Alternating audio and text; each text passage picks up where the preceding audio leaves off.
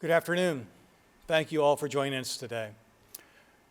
First, Don Yealy, UPMC's Chair of Emergency Medicine, will update you on the results of our testing here in Pittsburgh and regionally, and what our data are revealing about the spread of COVID-19 in our communities.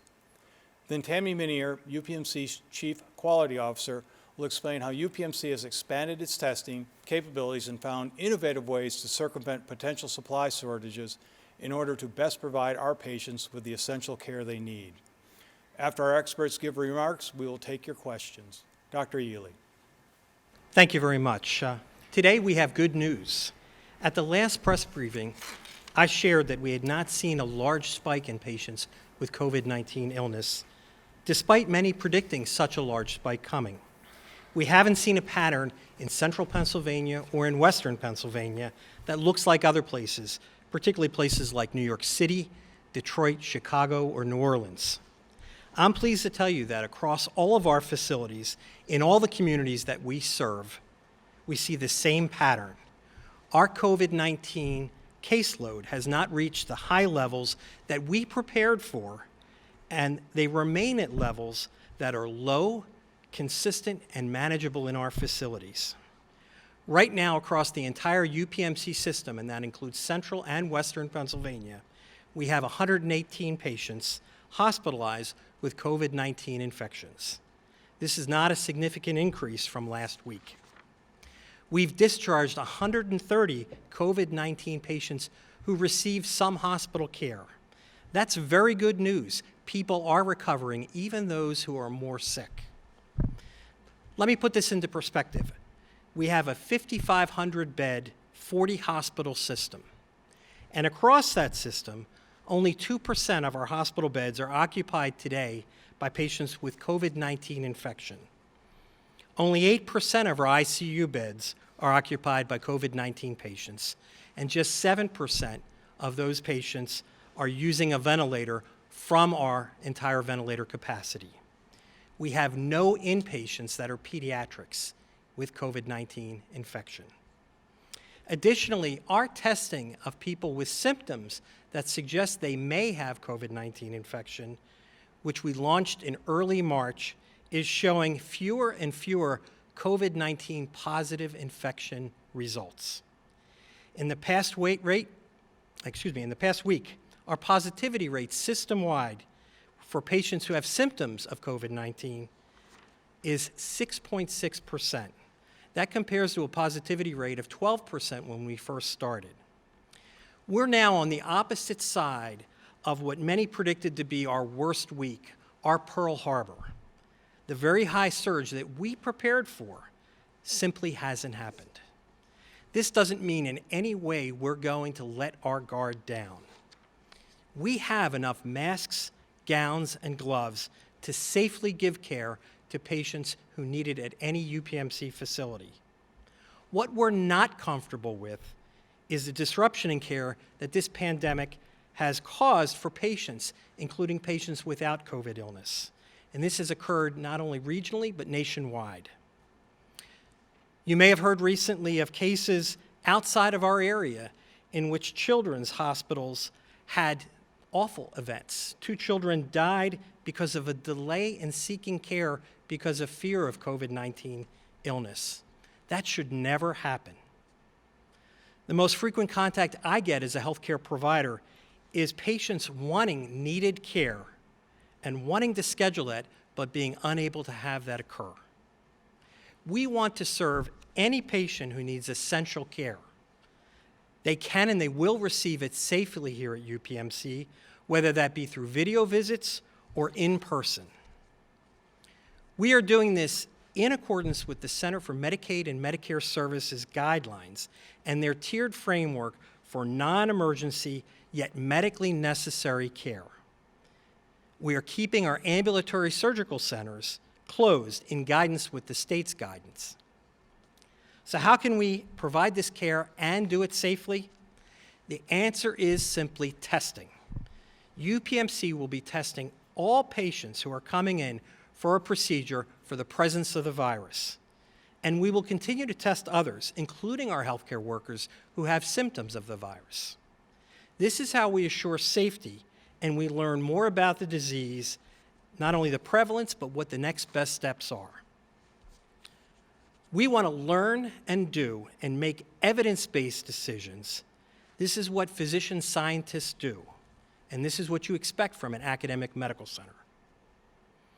Also, having a vaccine will be another big assurance that we will be able to transform our response to this pandemic. I can update the PIT COVAX that we shared with you weeks ago.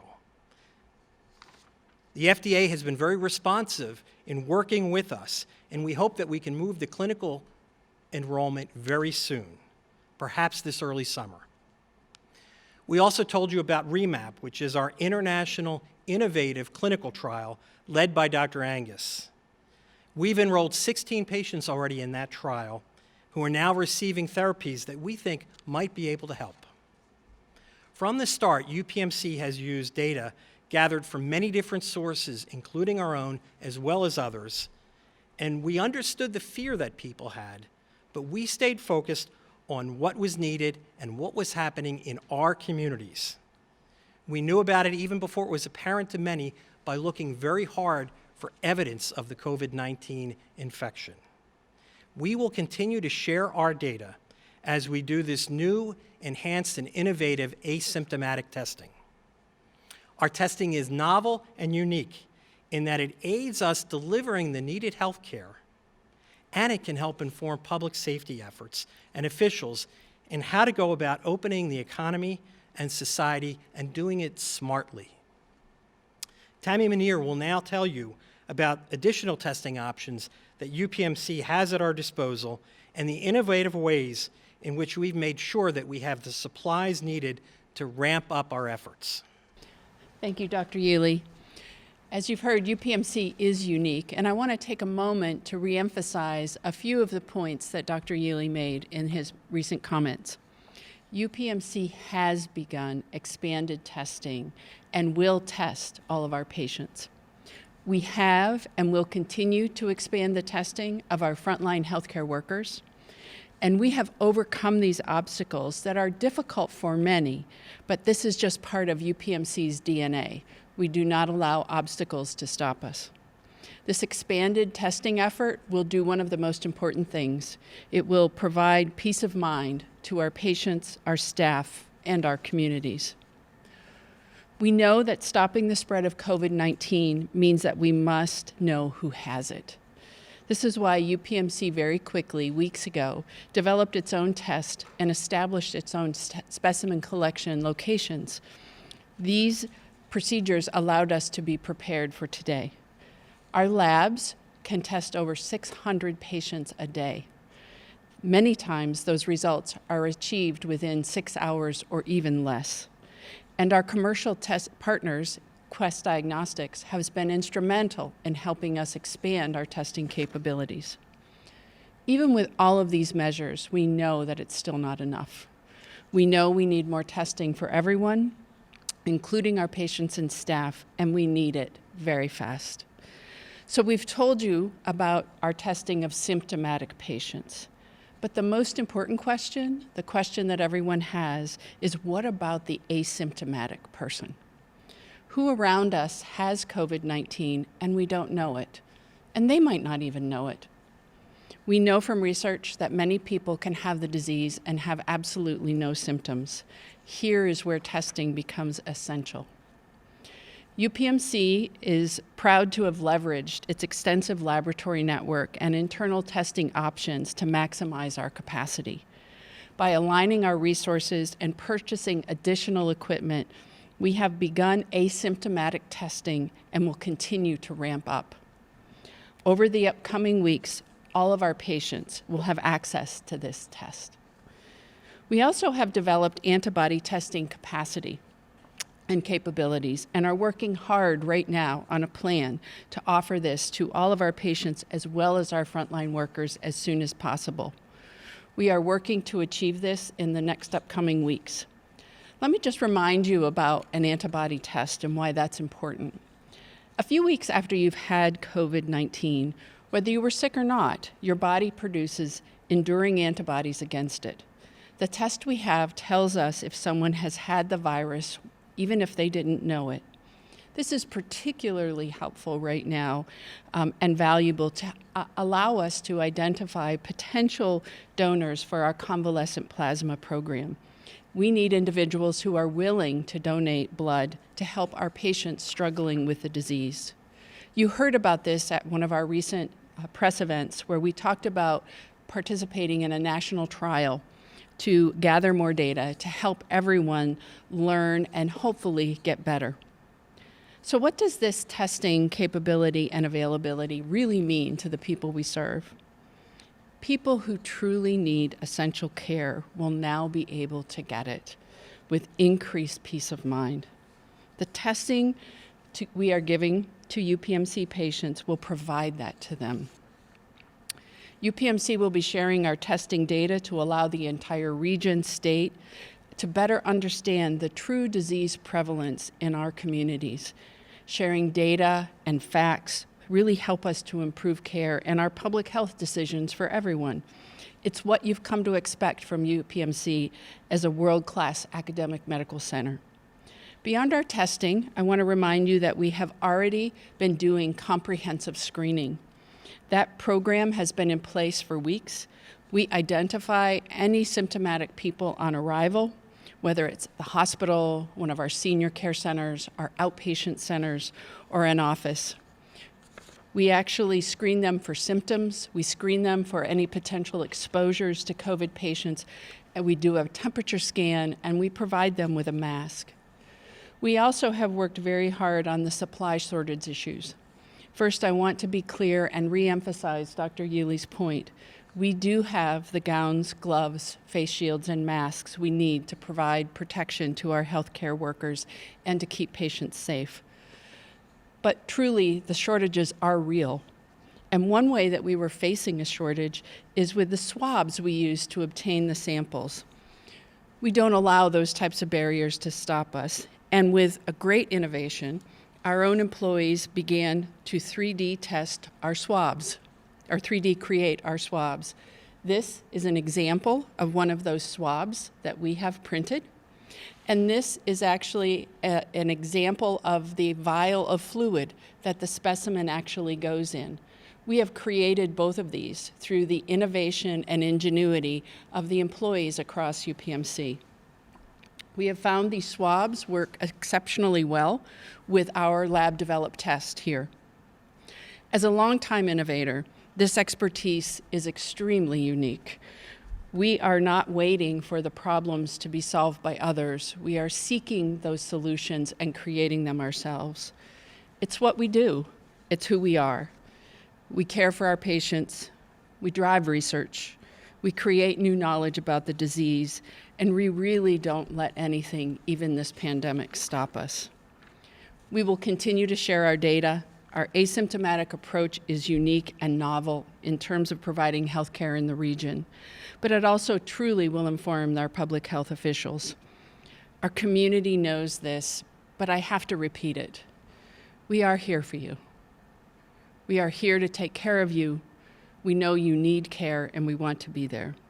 We want to thank the many organizations who have really stepped up and offered support, whether it's been meals, donations, kind thank yous. They've all touched our heart. And more importantly, we want to thank the 89,000 employees, who I'm proud to be one of, for their dedication to help us face this challenge together. They truly are incredible, and we are blessed to have such wonderful colleagues. Thank you, Tammy. Thank you, Don. And now we'll take questions from the media, all of whom are joining us remotely. To ask a question, you'll have to go to the participants icon at the bottom of the page and press the raise your hand button. That will put you into the queue. I will read your name to open the line. Please make sure you unmute the microphone on your end to ask your questions.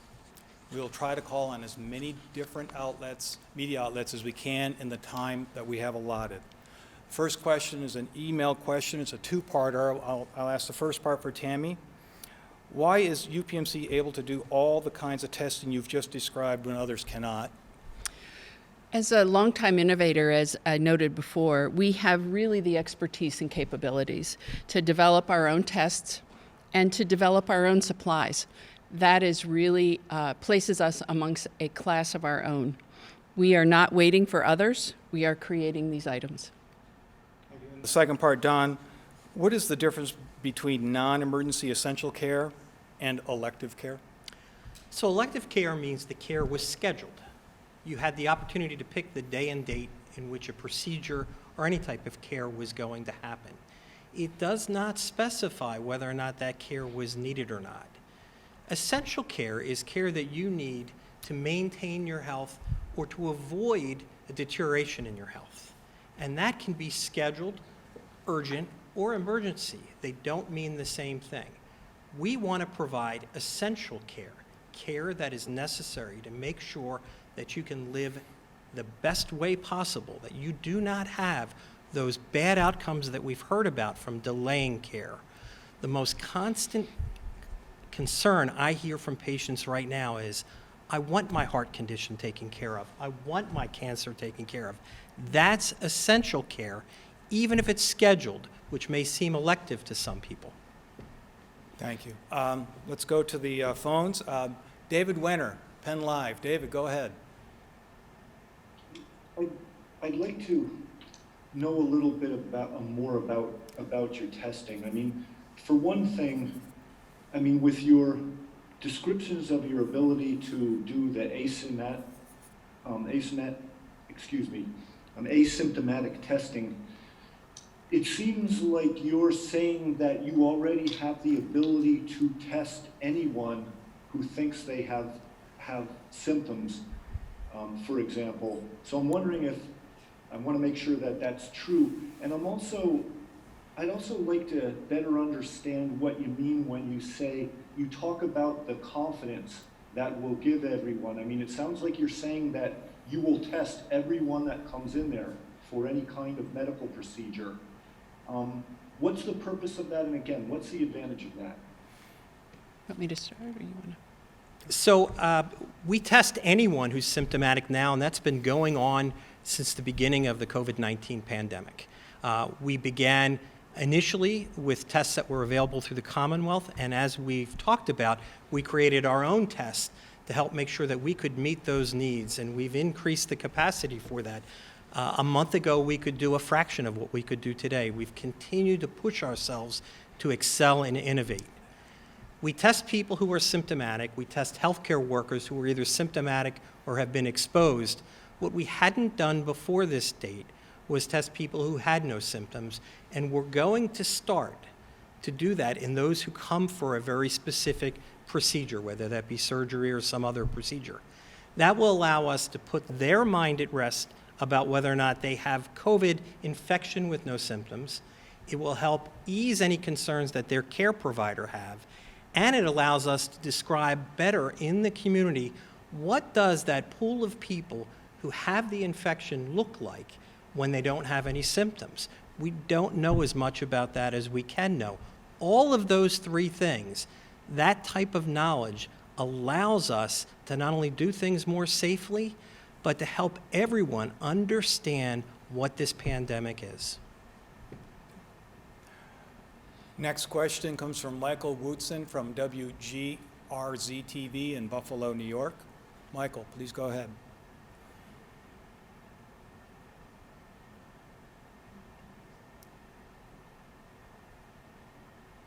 Well,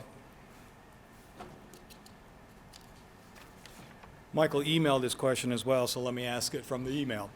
At UPMC Chautauqua, when do you expect outpatient surgeries to resume now that Governor Cuomo has lifted the restriction in that part of New York State? So we have continued to provide essential surgical care within UPMC Chautauqua's hospital. We have not, since that just came out moments ago, established any time frame for the reopening of any outpatient surgery centers, but we have provided the care and will continue to within the hospital that's needed. Thank you. Next question, Bill Kibler, the Altoona Mirror. Bill?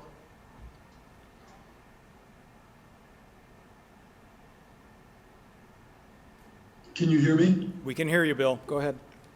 When we restart essential care, according to CMS guidelines, and will that put you in conflict with the State Department of Health? We don't believe it'll put us in conflict with the State Department of Health, and we've also notified the State Department of Health, the governor, as well as many other officials, including Allegheny County. We've always been doing essential care. The question is how much of it and how much could be delayed for a period of time.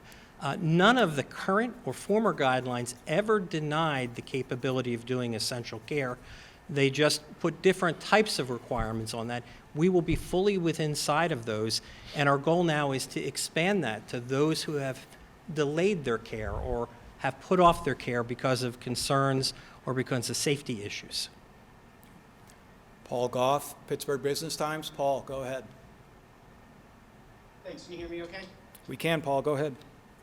Great. Thanks, Dr. Yuli and Tammy. I wanted to talk to you a little bit about how much of a backlog you might have for emergent care, non-emergent care, or the care that you just discussed. How that's going to be scheduled, set up, what kind of percentage you'll have. I mean, obviously, there's a lot of capacity there that you haven't used recently. Sure. So thank you for that question. We actually are going to be very dependent upon our clinician experts, our physicians, and the patients directly to have dialogue about those essential needed services. And we'll work with those physicians, our physicians and patients, to get them back on the schedule as appropriate based on their clinical need. So it's hard to give you a single percentage per se. We are wanting to be need and clinically driven based on fact. Thank you. Next question comes from Sarah Bowden, WESA. Sarah, please go ahead. Hi. I was wondering, with the asymptomatic testing with patients, will you have to get a negative result back before you say intubate someone? Well, I think we will let the results of any test not only inform the patient, but inform the care providers. And obviously, a positive test where there's evidence of infection might help further hone what type of protection happens, but there'll still be a conversation between the providing physician and the patient about, should I have the procedure? If I do have it, what specific steps should we take? I think it's an opportunity to have one more conversation with more insight and more information, not an automatic yes or no type of event. Thank you.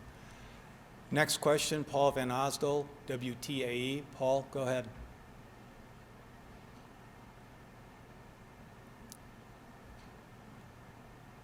Again, to ask a question, go to the participants icon at the bottom of the page, press the raise your hand button. That'll put you in the queue. I'll read your name to open the line. Please make sure to unmute your microphone to ask your question. Paul, try again. Okay, can you hear me now? Yes, we can. Okay, Dr. Levine just said this afternoon in her news conference that she's working to allow more urgent procedures, but she says the time is not yet right for urgent procedures. I wonder, Dr. Yuli, if you could distinguish between urgent procedures, which according to Dr. Levine are not allowed right now, and essential procedures, which I believe you're saying are permissible. Yeah, I'm not sure that I can comment on what Dr. Levine meant in her conversations today. I didn't have a chance to see them, and so I just really can't speak for her. What I can share with you is that our approach to essential care falls fully within CMS guidelines and was shared with Dr. Levine and also the governor's office. Thank you. Next question, Colleen Knudsen, WTAJ TV in Johnstown. Colleen, go ahead. Colleen, go ahead.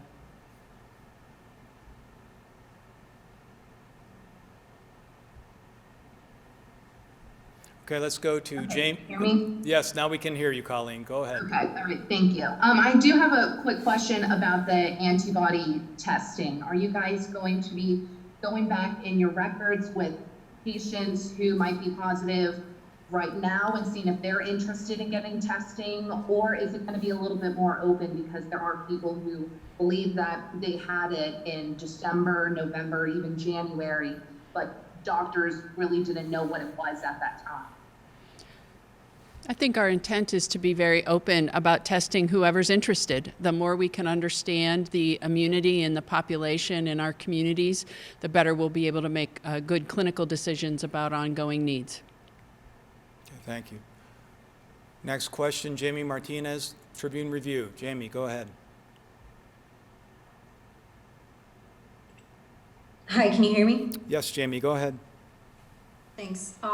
Actually, my question just came up a second ago, but to go back and clarify again, a different point. Dr. Ely, you mentioned that we didn't have the surge that we were preparing for. So can you just tell us a little bit more about why that surge apparently didn't happen and how it contributed to the relatively low numbers here? Well, that's a fabulous question, which is essentially why didn't Western Pennsylvania and Central Pennsylvania experience what New York or Detroit or New Orleans experienced? And the simple answer is, I don't know. We know for centuries that viral pandemics don't enter a country or even a region exactly the same. They don't hit everyone at the same time or with the same intensity. That is likely due to changes or differences in populations, that is the people in the area, mobility, density. It's probably due to some viral changes that happen not only across space, but across time, and other factors. So we just don't know. One thing's for certain, though, I do think that Central and Western Pennsylvania prepared relatively earlier than other places. In other words, the activities we were asked to partake in, the social distancing and other things, I think we got on board quicker and more completely, and the benefit was is we were able to dampen that curve. That's at least a big part of it. It may not explain all of it. Okay. Next question comes from Michelle Drayback of WHTM-TV in Harrisburg. Michelle, please go ahead. Hi. So as you guys schedule more essential surgeries and procedures now, do you know how many you'll be adding and how many you had to postpone because of the coronavirus? We don't have an exact number. We certainly know how many surgeries the organization has not completed, but we don't know how many will be coming back. It's based on, again, the essential need between the physician and the patient to walk through those conversations. Next question, Jessica Haberly, WTOV-TV in Steubenville, Ohio. Jessica. Good afternoon. The numbers that Dr. Ely read in the beginning were very promising, very positive. My question is, right now there's a large push from the public to lift stay-at-home orders, people wanting to get back to work. From a health perspective, is that safe, and is the hospital system prepared should those numbers start to spike?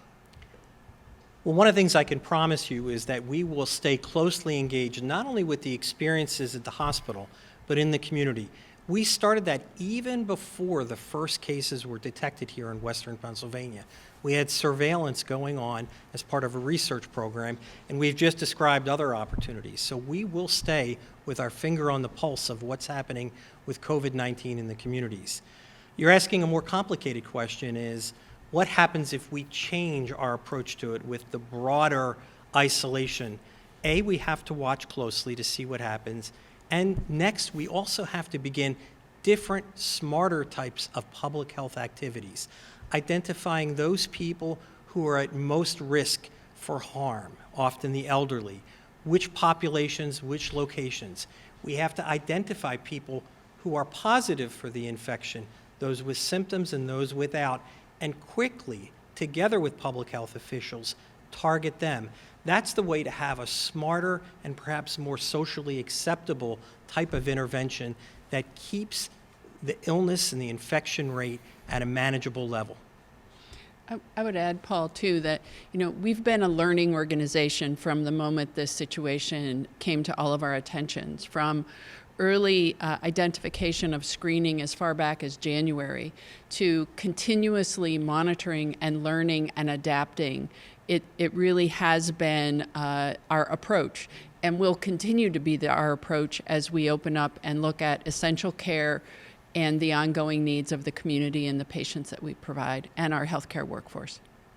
Okay, so again, if you'd like to ask a question, please go to the participants icon at the bottom of your page and press the raise your hand button.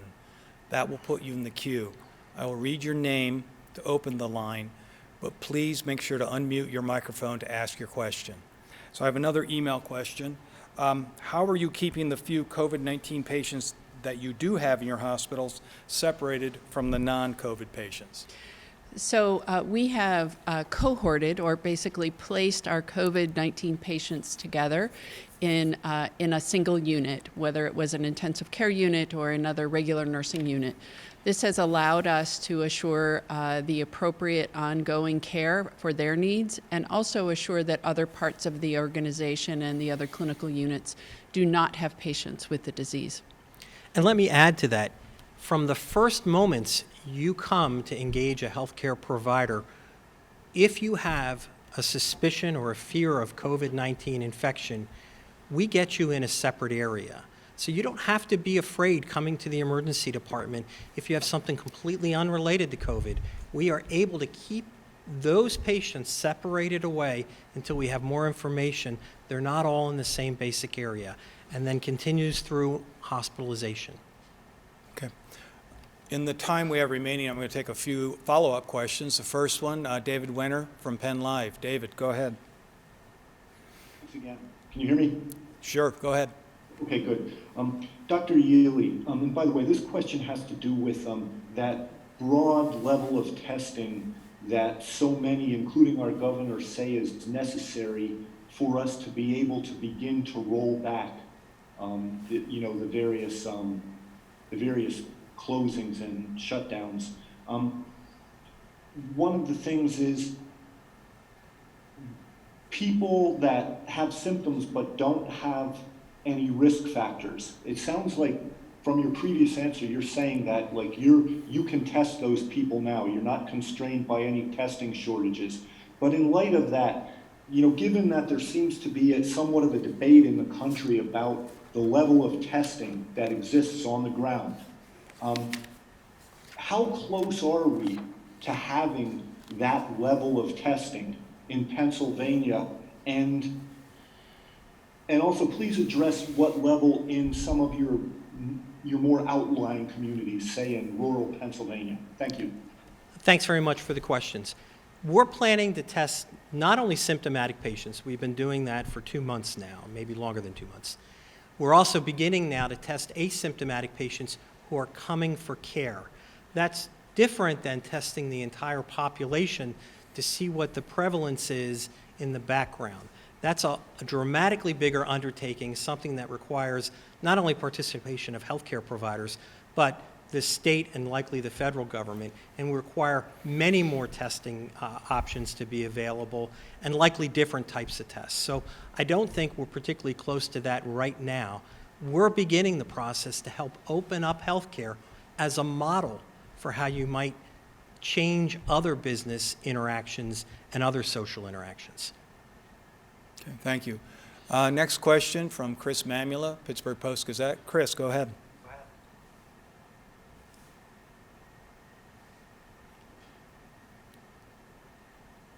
Okay, again, make sure to unmute your microphone to ask a question. Thank you, Dr. Healy.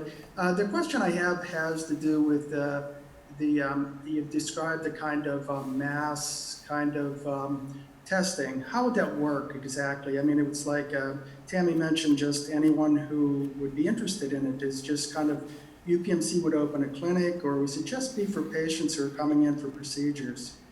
It starts with patients who are coming in for procedures. And it includes also those who are symptomatic that we're already testing, and our own healthcare workers with either exposure or symptoms. We hope to expand this eventually into other patients who are coming in for care unrelated to procedures, and together partner with public health officials eventually to be part of the solution of how we test the broader community. Okay. Next question, Sarah Bowden, WESA. Sarah, go ahead. Hi, yes. I was wondering, so it's great that you guys are expanding testing. That's very exciting. A lot of community health centers that I've been speaking to say they don't have access to any testing because, you know, they're small and independent. Would you consider testing folks from community health centers, be they patients or staff, since you guys are so big and have so many resources? We can test anyone who's coming for care at a UPMC facility. What we can't do is transport tests, particularly the ones that are developed and solely approved here at UPMC. We can't transport those around. So we start with folks that are coming to one of our facilities. And I would say, in addition, the commercial labs in and around our regions in central and western Pennsylvania have also been very responsive to supporting those testing needs being completed. Next question, Bill Kibler, Altoona Mirror. Bill.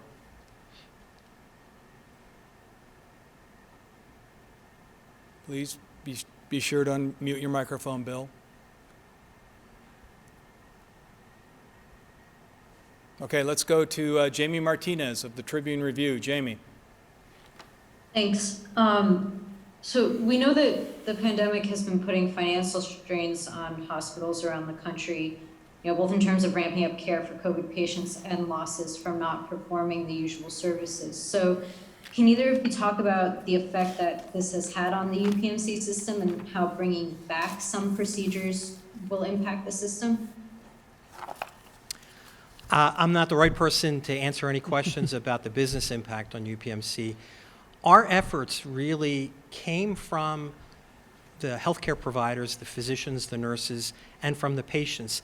That's why we're undertaking this particular effort. It was not in response to a business concern or an opportunity. Of course there's an impact. I'm just not the person to be able to answer that question. Thank you. We have time for one last question. Paul Van Osdol, WTAE-TV. Paul, go ahead.